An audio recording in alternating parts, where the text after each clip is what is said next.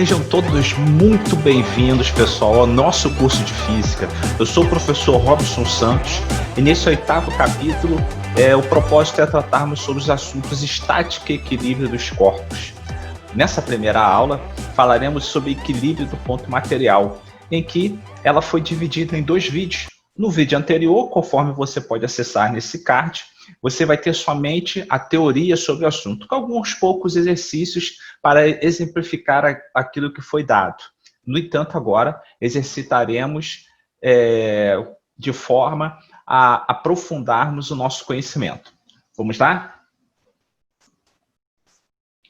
No primeiro exercício, tem-se 2 esferas rígidas, 1 e 2, de mesmo diâmetro, que estão em equilíbrio dentro de uma caixa, como mostra a figura a seguir. Considerando nulo o atrito entre todas as superfícies, assinale o diagrama que representa corretamente as forças de contato que agem sobre a esfera 2 nos pontos A, B e C. Primeiramente, pessoal, vamos considerar somente a esfera 2. E aí, vamos colocar algumas linhas que passam pelo centro dessa esfera. Considerando uma esfera rígida e homogênea, vamos considerar que essas linhas passem pelo centro de gravidade ou centro de massa dela, que nesse caso coincidem. E a pergunta que eu vou fazer é o seguinte: como que eu posso evitar o movimento rotacional dessa esfera? Vamos considerar que essas 3 forças estejam atuando nela. Com essas forças atuando, haverá ou não haverá movimento rotacional? Como você já deve ter percebido, como essas forças estão atuando de forma tangencial, pelo menos as 2 de cima, elas estão atuando de forma tangencial nessa esfera, lógico que haverá um movimento rotacional, porque elas estão, bem dizer, 90 graus em relação ao raio que sai do centro de gravidade da esfera até o vetor força. Agora, se você olhar essa força que está atuando no canto inferior direito da imagem, você pode ver que ela não está atuando de forma tangencial à esfera. Mas veja, se por acaso você vier a decompô-la, você vai ter um vetor força orientado para o centro geométrico da esfera, e você terá uma outra força que será tangencial a ela. Então, ela também promoverá um movimento rotacional na esfera, ok? A única maneira de atuar nesse corpo sem promover nele um movimento rotacional seria atuando com forças orientadas para o eixo do corpo, do disco ou da esfera, seja lá como for, né? Essa é a única maneira de se evitar o movimento rotacional. Só uma dica, pessoal, eu estou considerando que esse corpo não está apoiado em lugar nenhum, ele esteja flutuante, tá? É uma situação hipotética, imaginária, de forma que não há nada suportando essa esfera. É lógico que se você colocar essa esfera sobre um piso, qualquer força que você vier atuar nela vai promover a rotação, exceto aquela que seja perpendicular ao piso. Numa situação como essa hipotética que eu falei para vocês, e que ela esteja flutuando, qualquer força orientada para o centro geométrico da esfera não irá promover o movimento rotacional. Poderá até mesmo promover o seu deslocamento, mas não o movimento rotacional. Uma outra forma de você também imaginar isso é como se fosse um disco, né, conforme eu escrevi abaixo. Sendo também um disco, ainda que esse disco esteja apoiado numa superfície, essas forças que eu estou mostrando por último não irão promover o movimento rotacional. Pois bem, como a questão nos diz, são considerados nulos todos os atritos sobre as esferas. Então vamos lá. De cara, nós já podemos eliminar as alternativas B e C, porque em todas elas há forças tangenciais à esfera. E como nós vimos anteriormente, forças tangenciais irão promover o movimento rotacional. Então, como o sistema está em equilíbrio, foi o que nos foi dito também anteriormente, não pode existir forças atuando tangencialmente às esferas. Na letra D, não há forças tangenciais, mas vejam só, se nós decompormos as forças atuantes nos pontos B e C, conforme está escrito na alternativa D, nós teremos duas forças que são paralelas à que estão no ponto, que está atuando no ponto A, e duas forças que são perpendiculares, né? Essas duas forças que são perpendiculares, elas irão se anular, mas haverá duas forças paralelas a que está aplicando, sendo aplicada no ponto B, e no ponto A, perdão, e por conta disso, se nós calcularmos a força resultante de tudo, a gente vai ter esse vetor aí, conforme está mostrado na figura, e isso vai promover o deslocamento da esfera.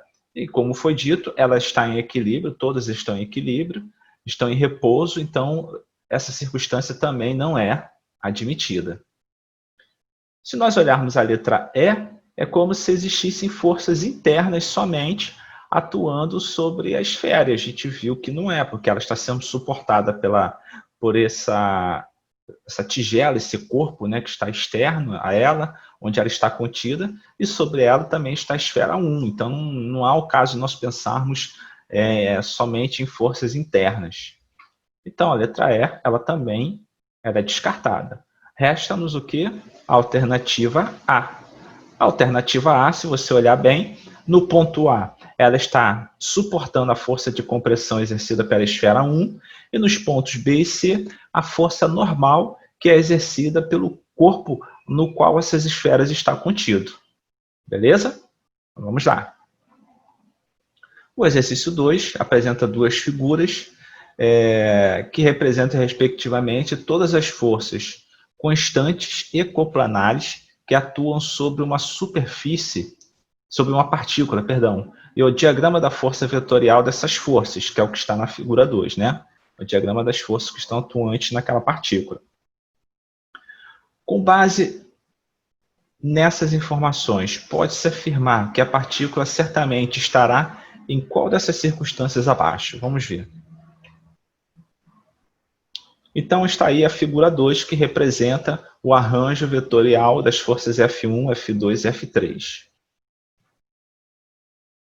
Bom, se nós considerarmos somente as forças F1 e F2, aplicando a regra de Steven para encontrar-se a direção e sentido do vetor resultante, nós teremos essa força resultante aí, que é a força resultante somente do arranjo vetorial F1 e F2. Por conta disso, ele vai estar na mesma direção e diametralmente oposto à força F3. Dessa forma, podemos dizer que a força resultante da relação F1 e F2 é igual, porém, no sentido oposto a F3. Por conta disso, a força resultante vai ser zero. Se a força resultante sobre a esfera for zero, sobre a partícula for zero, significa que ela estará em equilíbrio. E aí, a alternativa vai ser a letra C. Ok? Você poderia pensar assim, está em repouso. Tome muito cuidado com isso. Por quê? O fato da força resultante ser zero sobre um corpo não significa que ele esteja em repouso. Por exemplo, vamos imaginar um veículo em que ele esteja em movimento com uma velocidade de 80 km por hora. Ele não está em repouso, mas a sua velocidade não varia no tempo. Pelo fato da sua velocidade não variar no tempo, significa que a força resultante, a força resultante atuando sobre o veículo é zero. Ou seja, a tração que está sendo promovida pelas rodas, ela tem o mesmo valor do somatório dos atritos sobre o carro. Então você tem uma força que impulsiona o carro para frente, e você tem uma série de forças que impulsiona, ou seja, que gera a frenagem do carro. E o somatório de todas essas forças vai dar zero. O veículo ele vai estar no equilíbrio dinâmico, a força resultante é zero, porém ele não estará em repouso. Ok? Você pode dizer que, não, então a letra B estaria correta, movimento retilíneo uniforme. Na verdade, a alternativa C, ela permite você considerar as alternativas A e B. Porque quando um corpo está em equilíbrio, nós podemos dizer que ele ou está em repouso ou ele está no movimento uniforme, que é aquela circunstância, como eu falei, do carro, em que a velocidade é constante. Ok? Então, a mais correta é a letra C. Vamos lá. Exercício 3. Dois operários suspendem um balde por meio de cordas, conforme mostra o esquema a seguir. O ângulo entre as forças é de 30 graus, né? Conforme está apresentado na figura. Vamos ler o texto à direita. Sabe-se que o balde, com seu conteúdo, tem peso 50 newtons e que o ângulo formado entre as partes da corda no ponto de suspensão é 60 graus. A corda pode ser considerada como ideal, inextensível e de massa desprezível. Quando o balde está suspenso no ar, em equilíbrio, a força exercida por um operário, medida em newtons, vale. E aí tem suas alternativas, a questão pede para você considerar que o seno de 30 é igual ao cosseno de 60, que é meio, isso aí você já deve saber, e o seno de 60 é igual ao seno de 30, que vale raiz de 3 sobre 2. Vamos lá. Eu coloquei ao lado da figura um diagrama das forças que estão atuando sobre a alça do balde, né? Você tem a força peso e tem a força, que é a força de tensão, né, da corda, que está atuada no balde. Essas forças estão orientadas para cima, uma inclinada à direita, outra inclinada à esquerda, com 30 graus as duas em relação à linha vertical.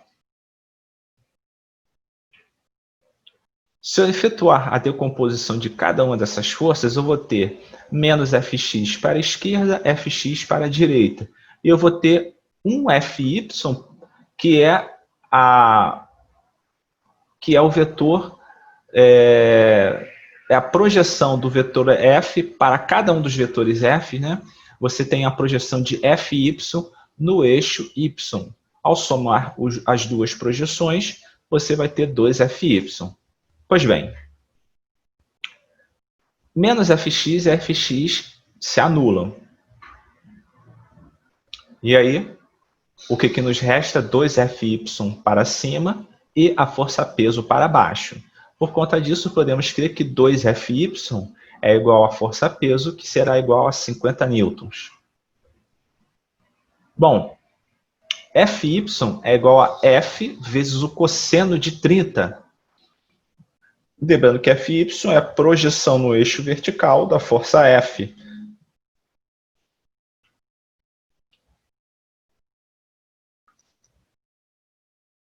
Dois Fy, 2F vezes raiz de 3 sobre 2 é igual a 50. Por que eu botei 2 vezes F vezes raiz de 3 sobre 2 igual a 50? Bom, eu substituí o cosseno de 30 por raiz de 3 sobre 2, tá? E coloquei o 2 multiplicando tudo, porque F vezes raiz de 3 sobre 2 é igual a Fy. Mas veja, 2Fy é igual a força-peso, que é igual a 50. Então, por isso que eu coloquei 2 vezes F vezes raiz de 3 dividido por 2 igual a 50. Eu faço a simplificação do 2 que multiplica pelo 2 que está no denominador. Isso é igual a 50. Então, F é igual a raiz, é 50 dividido por raiz de 3 vezes N. Eu não vou aplicar a operação, não vou racionalizar essa fração ainda. Vai deixar do jeito que está. E essa é a própria resposta, né? Sim, vamos voltar aqui. Espera aí. Sim, a letra C já apresenta 50 dividido por raiz de 3, sem racionalizar. Então, essa é a própria resposta.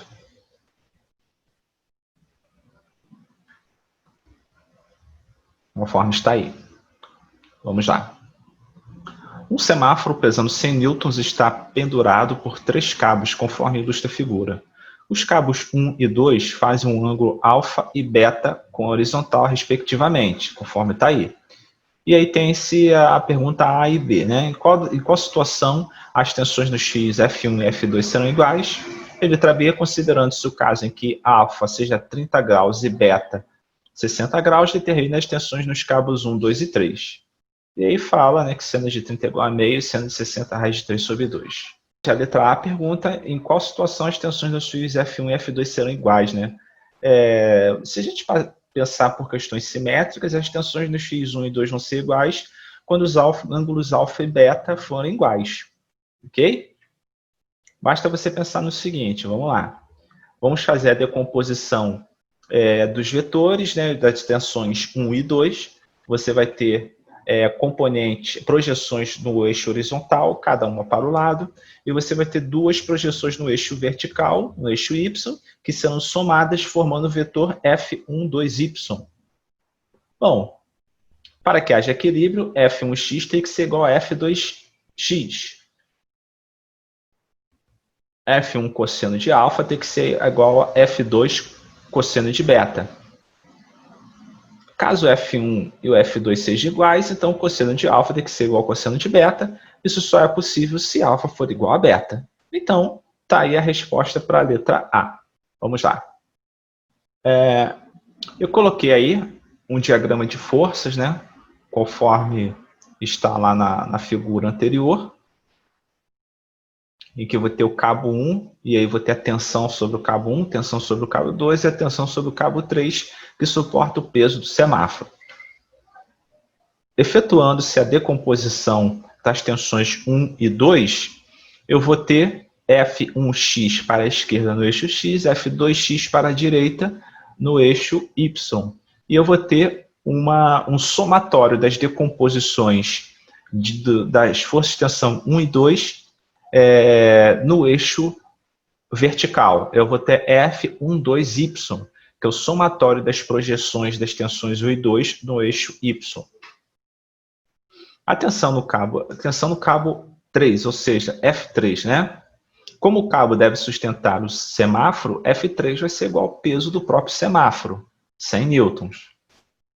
As tensões nos cabos 1 e 2, que será F1 e F2, eu vou ter que F1x vai ser igual a F2x em módulo, tá, pessoal? Em módulo. Por quê? Porque, como esse corpo está em equilíbrio, ele não está, a questão de equilíbrio em repouso, né? O semáforo não está se movimentando para a esquerda ou para a direita. Não há acelerações para a esquerda ou para a direita. Então, a força para a esquerda vai ser igual à força para a direita, em módulo. Então, F1 cosseno de alfa, que é o F1x, vai ser igual a F2 cosseno de beta, que é o F2x.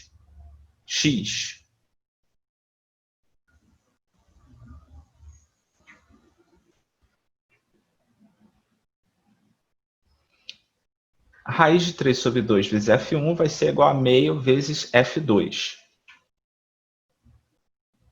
A raiz de 3 vezes F1 é igual a F2. Né? Eu efetuei a simplificação dos denominadores 2 dos dois lados da equação. E isso eu vou chamar de equação 1, vou deixar guardada essa equação na manga, para uma próxima situação. Vamos lá. O F12Y, F12Y, que são as projeções das tensões 1 e 2 no eixo vertical, vai se dar pelo somatório de F1Y mais F2Y. E isso tem que ser igual a F3 para poder suportar o peso do semáforo. F1Y vai ser F1 vezes seno de alfa e F2Y é igual a F2 mais seno de beta. E somando-se esses dois valores, isso vai ser igual a F3. O seno de alfa é igual a meio, né? Lembrando que na alternativa B, na questão B, a gente está pedindo para considerar que o alfa tenha ângulo de 30 graus, tá? Eu não expliquei isso anteriormente, perdão. E a gente também pede-se na letra B para se considerar que beta seja igual a 60 graus, tá? Por isso que o seno de alfa é meio e o seno de beta é raiz de 3 sobre 2. Tudo isso vai ser igual a 100. E aí, F1 mais F2 vezes raiz de 3 vai ser igual a 200. Vou chamar isso de equação 2 e vou guardar na manga.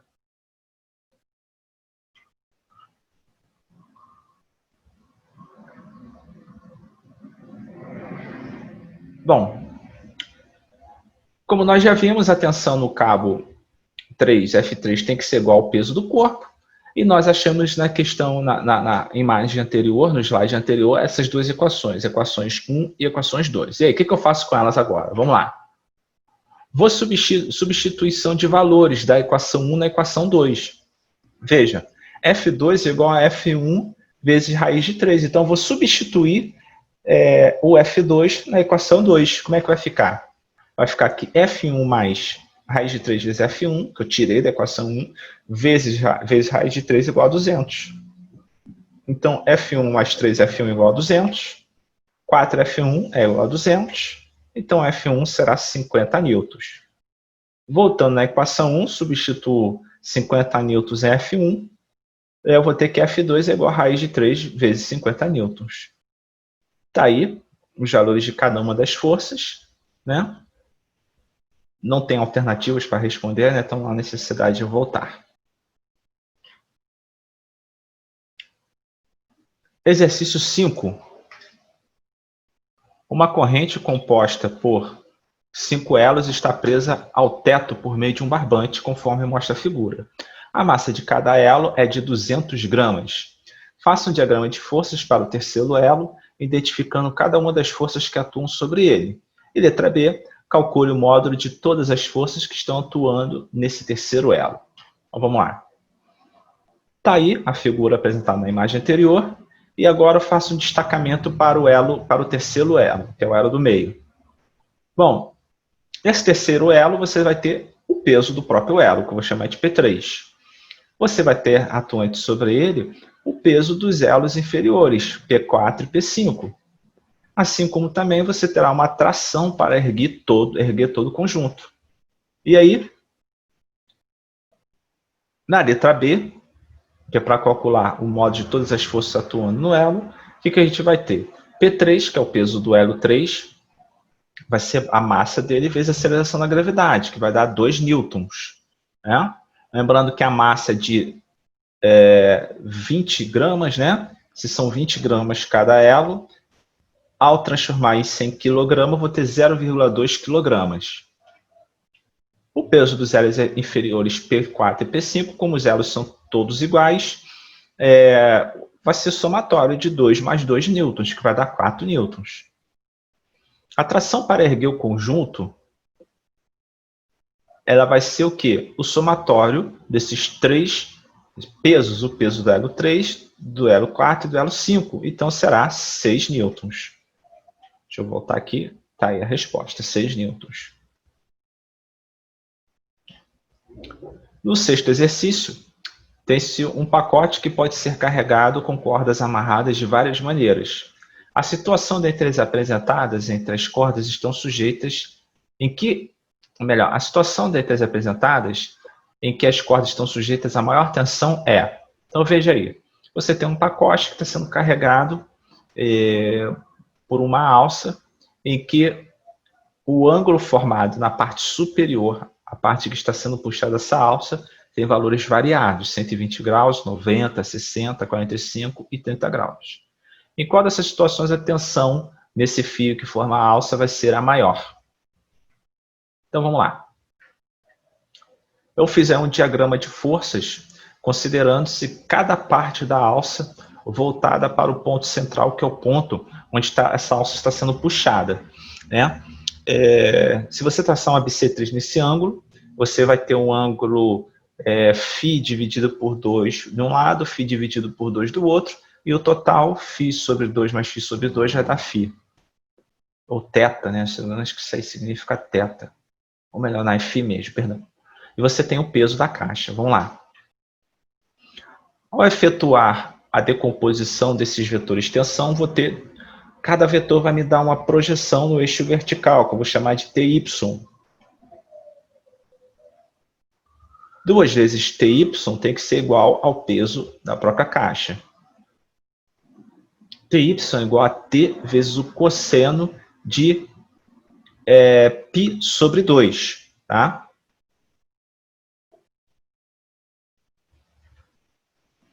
TY é proporcional a T e ao cosseno de φ, ou seja, quanto maior for a tensão, maior vai ser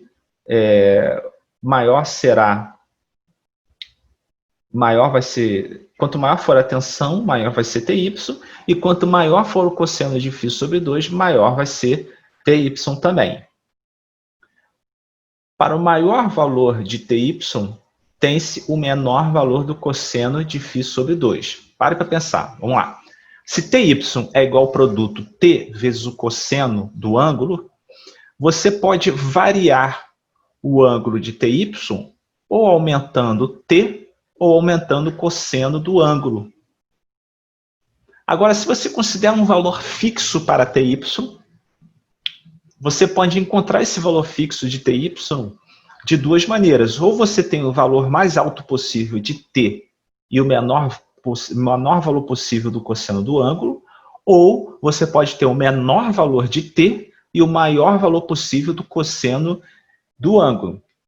Só para você entender a partir de valores. Vamos lá. Vamos imaginar o valor 10. Você pode encontrar o valor de 10 pelo produto de números variados.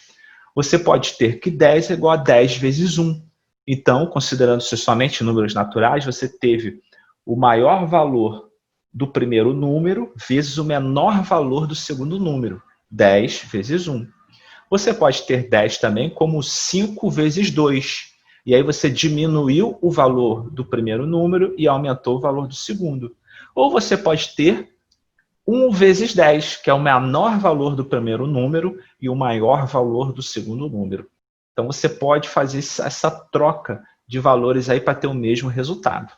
Nessa circunstância, se eu quiser ter o maior valor de tensão, eu necessariamente vou ter que ter o menor valor do ângulo possível, o menor valor do cosseno do ângulo possível.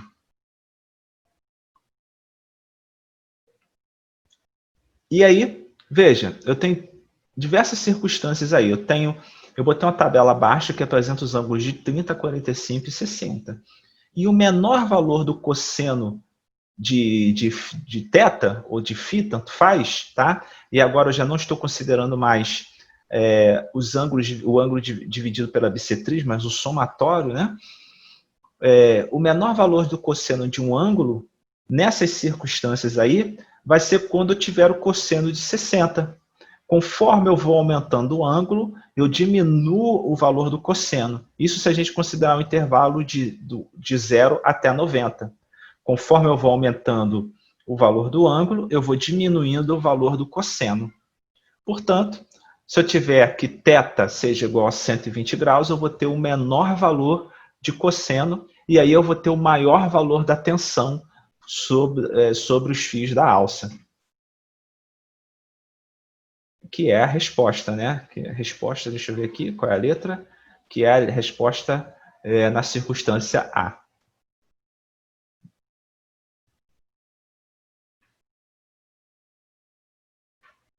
Exercício 7. Tem-se um bloco de peso igual a 80 newtons sustentado por fios conforme indicado na figura. Veja, o fio AB ele tem um ângulo em relação à vertical de 60 graus, né? Você tem um fio que, em relação ao fio BC, o fio que sustenta o corpo, ele está, bem dizer, na perpendicular, né? Formando uma perpendicularidade. Então, na letra A, pede-se para calcular a intensidade de atração no fio AB, e na letra B, com a intensidade de atração no fio horizontal BC. Então, vamos lá. Aí está um diagrama de forças, né? Imitando a figura que está no canto superior direito. Utilizando aquela regra de ângulos alternos, internos, né?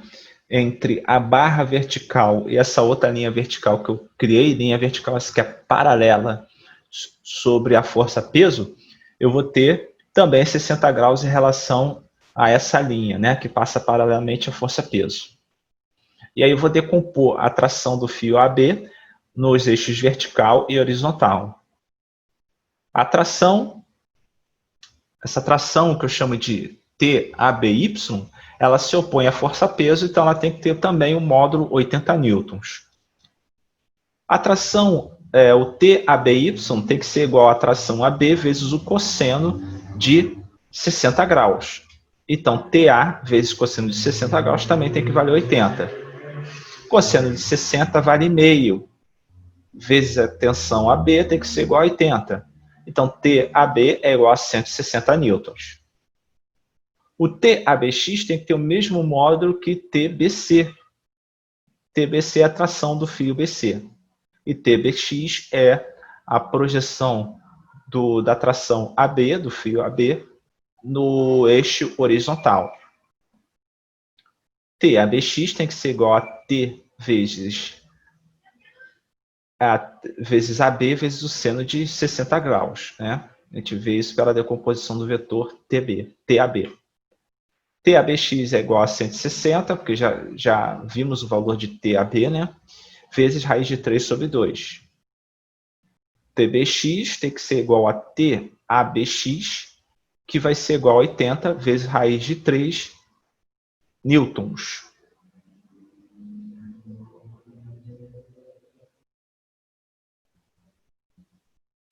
E é isso aí, pessoal. Terminamos aqui nossa aula. Muito obrigado mais uma vez pela sua presença, por ter visto esse vídeo.